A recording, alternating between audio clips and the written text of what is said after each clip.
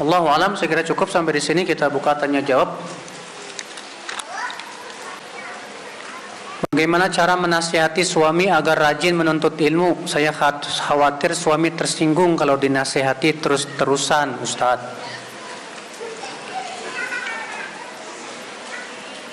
Ibu, Masya Allah, ya. Wanita yang solehat pasti ingin suaminya menuntut ilmu, supaya suaminya bisa membimbing dia di atas ilmu. Ibu-ibu, sebelumnya saya mohon jangan ngobrol ya, karena terkadang kebiasaan ibu-ibu itu kalau tanya jawab ngobrol, Pak. Ini kebiasaan buruk ya. Namun bagaimana caranya menasihati suami? Terkadang nasihat itu berbentuk pertanyaan, bukan berbentuk perintah. Sebab kalau perintah bisa jadi terkadang suami tersinggung. Tapi kalau berbentuk pertanyaan, barangkali suami tidak tersinggung. Contoh misalnya, ya, seperti tadi kan, saya berikan contoh firman Allah, "Qul hal yastawil ladzina ya'lamuna wal ladzina la ya'lamun." Katakan, apakah sama antara orang yang berilmu dengan orang yang tidak berilmu? Ini kan pertanyaan. Tapi maksud tujuan pertanyaan ini apa? Nasihat. Supaya kita menuntut. Coba bertanya kepada suami, Mas, gimana caranya supaya saya bisa menuntut ilmu ya, Mas? Iya. Gimana caranya supaya saya bisa menuntut ilmu? Oh, ya udah, kamu pergi aja nuntut ilmu, silahkan. Iya. Setelah itu kamu tanya lagi, Mas. Iya. Bagaimana kalau caranya supaya kita bersama-sama menuntut ilmu? Supaya sama-sama kita masuk surga. Iya. Aduh, saya masih sibuk. Iya. Kamu ajalah yang nuntut ilmu. Bilang dia, ya udah nggak apa-apa deh, seminggu sekali juga nggak apa-apa. Yang penting continue. Nah, Bu, melatih orang untuk membiasakan tuh jangan langsung seabrek-abrek. Latih itu sedikit demi sedikit. Dia bisanya seminggu sekali, alhamdulillah, yang penting continue. Nanti kalau dia sudah mencintai ilmu, akan ditambah itu durasinya. Benar. Jangan tergesa-gesa. Jangan kayak ada seorang akhwat nanya ke saya, Ustadz, boleh nggak saya minta cerai sama suami saya? Kenapa, Ibu? Karena dia nggak pernah tahajud. Nggak pernah tahajud minta cerai. La ilaha illallah. Ini kan gulu, Pak. Tahajud itu bukan wajib. Memang sunnah muakkadah, tapi itu bukan udzur untuk minta cerai. Ada lagi bapak-bapak segede bapak nih, umur 70 tahun. Datang ke rumah saya, nanya, Ustadz, boleh nggak saya ceraikan istri saya? Kenapa, Pak, sebabnya? Gak mau baca Quran dia. Waduh. Saya bacakan hadis, Pak. Rasul bersabda, apabila wanita sholat 5 waktu, puasa Ramadan, memelihara kemaluan, menaati suami, akan dikatakan kepadanya, silakan masuk surga. Dari pintu surga mana saja kamu mau. Rasulullah cuma bilang 4, bapak maunya 5. Bapak ini terlalu gulu. Iya. Sedikit-sedikit. Dalam mendakwai orang tuh jangan sekaligus dulu, Mas. Bertahap. Iya.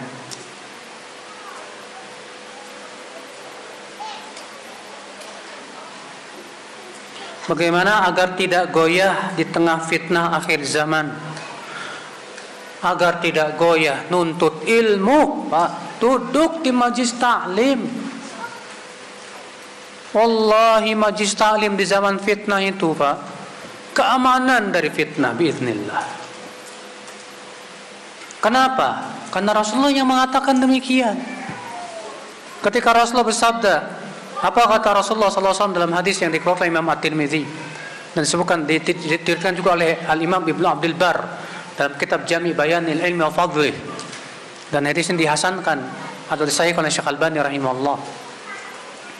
Kata Rasulullah SAW, innakum fi zamanin kathir fuqaha'uhu qalil khutaba'uhu kathir mu'tuhu qalil su'aluhu al-amalu fihi khairun minal ilm wa sayati zamanun kathir khutaba'uhu qalilun fuqaha'uhu kathirun su'aluhu qalilun mu'tuhu al-ilmu fihi khairun minal amal. Kalian wahai para sahabat hidup di zaman ulamanya banyak, penceramahnya dikit, yang memberi banyak, yang mintanya dikit. Beramal di zaman ini lebih baik dari berilmu. Dan nanti akan datang, kata Rasulullah, suatu zaman penceramahnya banyak, ulamanya dikit, yang minta-mintanya banyak, yang memberinya dikit. Dan berilmu di zaman itu lebih baik daripada beramal. Bukan artinya ilmu tidak diamalkan, tapi pahala ilmu lebih besar di zaman ini. Di zaman sekarang lihat, penceramah banyak, sementara yang benar-benar ulama sedikit sekali. Tukang minta-minta banyak tuh, lihat Pak. Ya, kalau antum pergi ke Jakarta itu Pak, di setiap lampu merah selalu ada minta-minta. Iya, macam-macam gayanya. Iya, tapi yang memberinya sedikit. Berarti ini zaman yang Rasul sebutkan, berilmu. Ikhwatul Islam, saudaraku seiman, rahimani wa rahimakumullah jami'an. Penting ya ikhwatul Islam. Ya. Nah ini kalau antum ingin selalu tegak, tegar dan tidak goyah, jangan tinggalkan sekali-kali majlis ilmu. Majlis yang disebutkan qala Allah, qala Rasul wa qala sahabah. Majlis yang selalu diingatkan tentang hakikat kehidupan dunia kita. Majlis disebutkan tentang hak-hak Allah yang terbesar. Dengan itu akan bertambah keimanan kita, Pak. Rasulullah SAW, Pak, mengumpamakan ilmu bagaikan apa? Air hujan. Dan mengumpamakan hati bagaikan apa? Tanah. Rasulullah bersabda dalam riwayat Bukhari dan Muslim, "Mathali mathalu ma ba'athani Allah minal ilmi wal huda, kamathali ghaithin asabat ardan." Perumpamaan yang aku bawa berupa ilmu dan hidayah bagaikan air hujan yang menimpa tanah. Lihat, air hujan itu seperti tanah itu seperti hati. Fakanat minha ta'ifah tayyibah. Di antara tanah itu ada yang subur dan gembur. Haqabilatil ma wa ambatitil kala wal ushbal kathir. Dia pun bisa menerima air dengan baik dan menumbuhkan berbagai macam tanaman-tanaman dan rumputan. Masya Allah. Sekarang saya mau tanya, kalau hujan nggak turun setahun, kira-kira tanahnya gimana? Kering kerontang, tanaman mati, semua makhluk mati, kholas sudah. Sama dengan hati yang tak pernah disiram dengan ilmu, kering kerontang. Antum kalau punya tanaman di rumah dan antum ingin supaya tumbuhnya bagus, antum apain? Antum siramnya tiap hari, kasih pupuk. Kalau antum pengen tanaman iman antum baik di hati, siram tiap hari, kasih pupuk. Demikian pula akhi. Seperti itu, karena Allah mengumpamakan iman itu seperti pohon dalam Al-Quran surat apa? Ibrahim. Wa mathalu kalimatin thayyibatin ka syajaratin thayyibah asluha thabitun wa far'uha fis sama. Perumpamaan kalimat thayyibah seperti pohon yang bagus sekali, akarnya kokoh menghunjam di bumi, rantingnya di atas, tu'ti ukulaha kulla hinin bi'idni rabbiha. Pohon itu selalu mengeluarkan buahnya setiap waktu dengan izin Rabbnya. Mirip pohon kelapa, Pak. Tuh lihat pohon kelapa, menghunjam dia, Pak.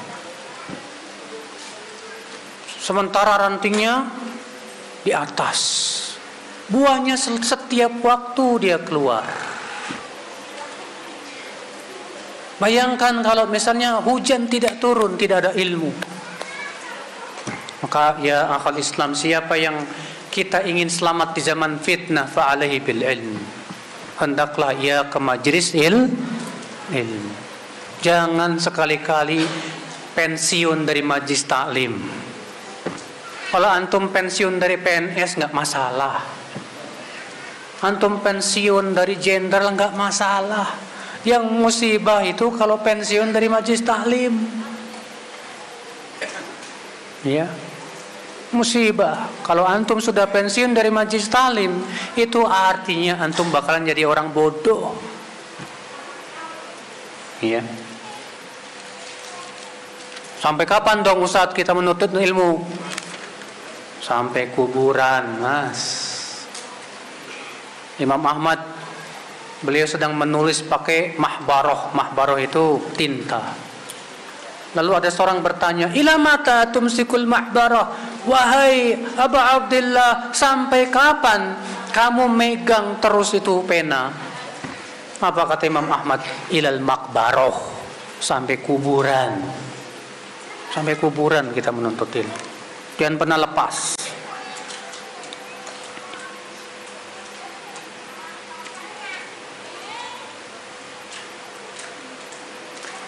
Bagaimana orang yang sudah maju berdakwah tapi tidak memiliki ilmu, sedangkan orang yang mendengarkan tidak tahu kebenarannya.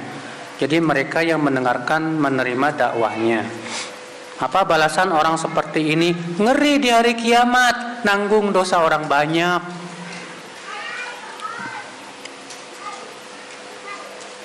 Yang dia sampaikan tidak dasarkan ilmu, hanya pendapat. Lalu banyak orang yang menerimanya. Aduh Pak, mengerikan. Man da'a ila dhalalah, siapa yang berdakwah kepada kesesatan, kata Rasul, fa'alaihi wizruha wa wizru man amila biha min ghairi an yunqasa min auzarihim syai'a. Maka dia mendapatkan dosanya dan dosa orang yang ia sesatkan tersebut, tanpa dikurangi dari dosa mereka sedikit pun juga. Duh, ya Allah. Emang berdakwah itu pahalanya besar, tapi kalau sudah kita sampaikan itu salah, aduh Pak, repot. Ya, repot. Maka dari itulah saudaraku, ya, semangat dakwahmu harus diimbangi dengan semangat menuntut ilmu. Jangan sampai semangat dakwah tapi tidak diimbangi dengan semangat apa? Menuntut ilmu.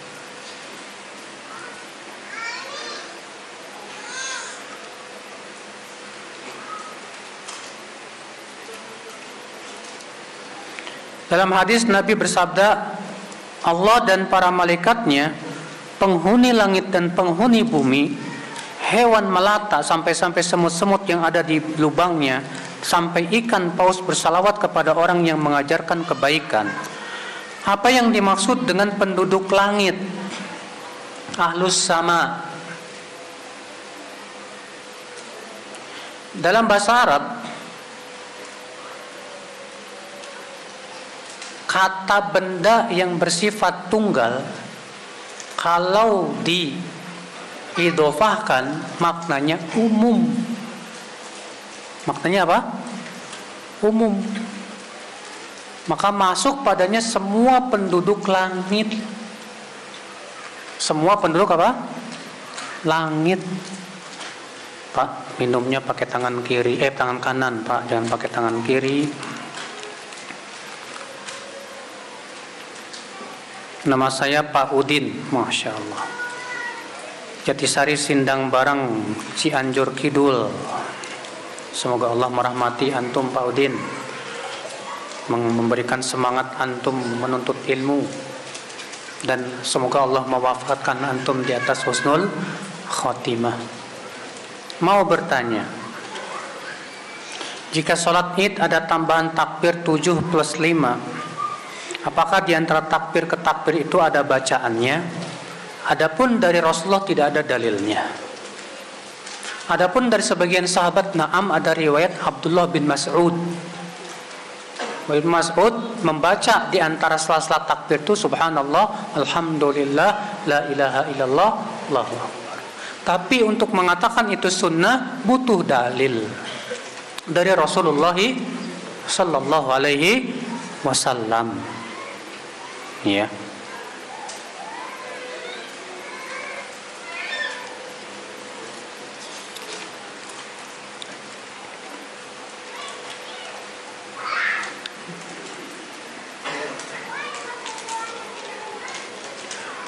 Imam di dekat rumah saya takbir intiqalnya cuma Allah saja Ustaz, tanpa akbar Allah. Sepertinya bukan Allah saja Pak, tapi yang terdengar cuma Allah doang. Allah akbarnya jadi apa? Disembunyiin. Allah, Sami Allah, begitu. Yang jelas ini tidak sesuai dengan salatnya sah, namun ini tidak sesuai dengan apa? Sunnah. Karena dalam hadis-hadis yang banyak Rasulullah mengucapkan Allahu Akbar, Sami Allahu liman hamidah, begitu.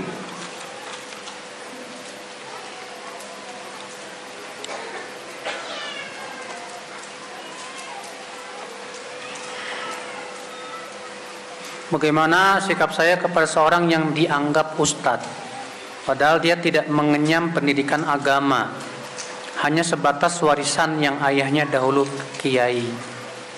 Beliau di kampung sering mengimami sholat dan berceramah, namun banyak kekeliruannya. Apa saya harus menghormati dengan memanggilnya ustadz? Bagaimana bermuamalah dengannya? Dari mana antum tahu dia tidak pernah mengenyam ilmu agama? Kalau memang antum kenal banget bahwa memang dia tidak pernah mengenyam ilmu agama, tiba-tiba jadi ustadz, wah ini ngeri nih Pak. Iya. Apakah saya perlu memanggil ustadz buat dia? Sebetulnya nggak perlu. Cuman kalau khawatir timbul mudorot, ya, kalau antum tidak panggil ustadz malah timbul apa? Mudorot, nggak apa-apa deh, Pak Ustadz. Iya. Kalau memang khawatir timbul apa? Mudorot. Tapi kalau tidak khawatir karena dia memang teman antum sebaya, gimana, Bud? Sehat, Bud? Misalnya, namanya Budi misalnya. Ya silahkan aja, nggak masalah. Dan saya yakin juga Pak, para ustadz pun sebetulnya tidak ingin disebut ustadz kok. Iya, antum panggil saya dengan nama, bagi saya nggak masalah. Itu masalah buat situ aja. Karena seorang penuntut ilmu adalah harus punya adab. Tapi ustadz nggak mau. Dia dipanggil nama nggak masalah buat saya. Pak Badrul gimana? Bakhair, nggak masalah. Karena saya juga tidak mengharapkan kok sebutan ustadz. Saya menyampaikan ilmu itu hanya sebatas kewajiban. Karena saya sudah menuntut ilmu, berarti ada kewajiban untuk menyampaikan apa? Ilmu. Walaupun tetap seorang penuntut ilmu adabnya kepada gurunya memanggil dengan panggilan kehormatan.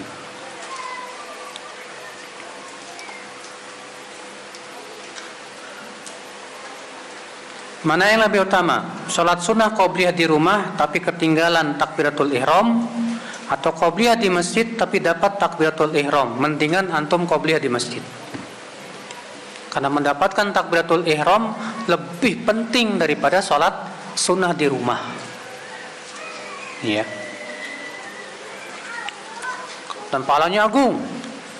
Rasul menyebutkan dalam hadis kan, man adraka takbiratul ihram, siapa yang mendapatkan takbiratul ihram 40 hari, kutiba lahu baro'atan, akan ditulis untuknya 2 kebebasan. Yang pertama bebas dari api neraka, yang kedua bebas dari penyakit kemunafikan.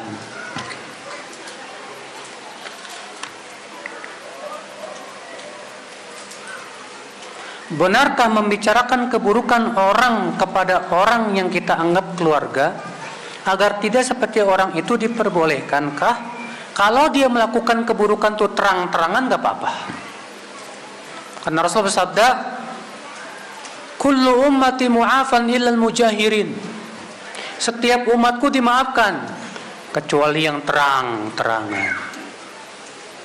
Adapun kalau dia melakukan keburukan itu sembunyi-sembunyi, kebetulan antum melihat, haram antum ceritakan ke orang lain. Jadi bedakan antara orang yang melakukan keburukan itu secara apa? Terang-terangan, seperti ini boleh, nggak apa-apa, ya, nggak masalah.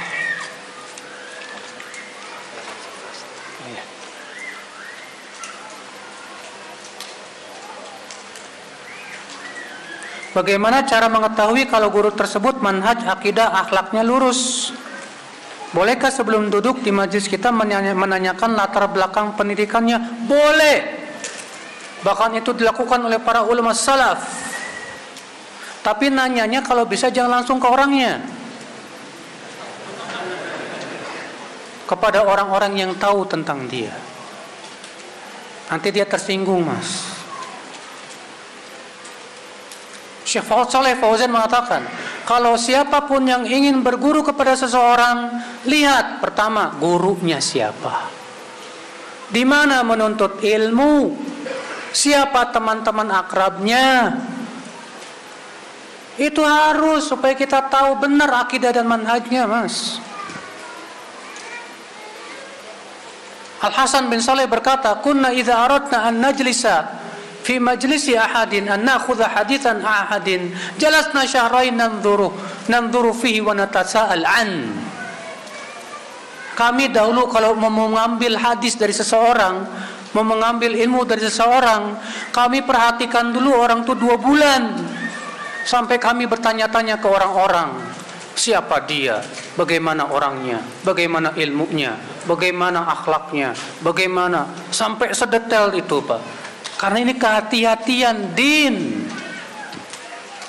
Kata Ibnu Barak apa? Inna hadzal ilma din, fanzuru amman ta'khuduna dinakum. Ilmu ini itu agama. Kamu lihat dari siapa kalian mengambil agama kalian itu. Penting. Makanya tidak aneh para ulama menyebut biografi para ulama, disebutkan siapa gurunya, siapa muridnya, di mana saja dia kemana saja dia menuntut ilmu Allah, bagaimana pendapat para ulama tentang dia.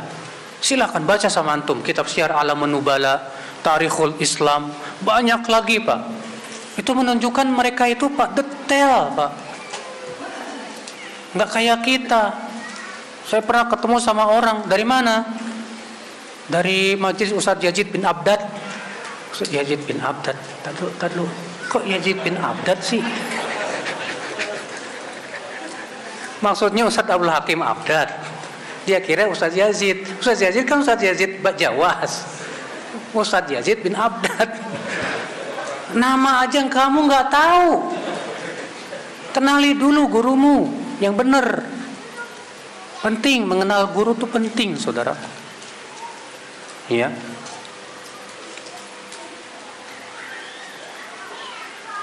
Bolehkah membuat status di media sosial dengan merepost postingan ulama salaf, sedangkan ilmu kita belum berilmu? Sebatas memposting perkataan ulama nggak masalah. Sebagian orang tuh ada yang menyamakan, Pak. Kalau kita nasihatin kamu nggak masalah, nggak harus pakai menguasai bahasa Arab kok. Kita kan ya akhi, kalau sebatas nasihat, antum nasihatin anak antum nasihatin keluarga antum nggak disyaratkan pakai menguasai bahasa Arab, nggak masalah, asal yang antum sampaikan memang benar. Tapi kalau sudah ceramah kemana-mana, berfatwa, menjawab pertanyaan, ini yang masalah. Itu yang masalah, Mas. Masalahnya dia sudah memposisikan diri sebagai seorang dai. Sudah gitu berani menjawab pertanyaan, fatwa lagi. Sudah gitu mengkaji kitab ulama lagi. Siapa dia? Kalau antum cuma bawain perkataan ulama, ngambil dari kitab, posting, silahkan, semua antum diperbolehkan dan tidak disyaratkan harus bisa bahasa, tapi dengan syarat antum sudah memastikan bahwa terjemahannya memang benar, tidak salah. Hadis yang dibawakan juga sahih, bukan dhaif. Cek dulu sama antum. Kebanyakan penuntut ilmu itu sebatas lihat, ambil, tempel, dah. Punya gelar LC langsung copas.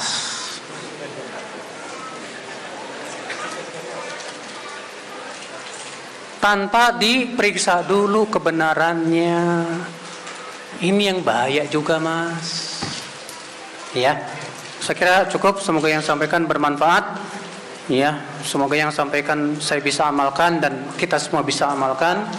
Semoga kita semua termasuk orang-orang yang senantiasa menuntut ilmu, mencintai ilmu, mengamalkan ilmu, dan kita diwafatkan oleh Allah di atas ilmu, di atas la ilaha illallah. Wabillahi taufik, subhanakallah bihamdik, asyhadu an la ilaha illa anta astaghfiruka wa atubu ilaik. Wassalamualaikum warahmatullahi wabarakatuh.